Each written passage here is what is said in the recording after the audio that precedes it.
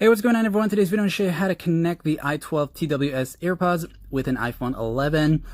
And of course, should work the same for the 11 Pro and the 11 Pro Max. So my iPhone 11 here. And basically make sure these guys are fully charged and that both of them are charged. Okay, you will know if they're both charging when you have them both in the case. You'll see them light up in red. Now, when you open up the case lid, one side should enter into pairing mode. You will see it blinking in blue and red, as you can see right now. That means you're on the right step right now, and it's in the pairing state. And with that said and done, keep the case lid open because that's going to keep it in pairing mode. And then we'll go into our main settings on our iPhone 11. We'll just go into the gear icon here.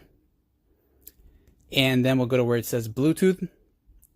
I'll just tap on that one time and just turn that on. And then it's going to start searching for nearby capable Bluetooth devices. Okay, so as you turn it on, it'll start searching, and then you'll see the pop-up animation. You'll see Airpods, just press connect, but it's going to show up as i12 once it's fully connected. Sorry about that. Don't get too excited. I got excited when that happened. But yes, it's going to show up as i12 because that's the real product of the i12, the real i12 here. And once it shows you that, just press done, and it means you're fully connected and you're good to go.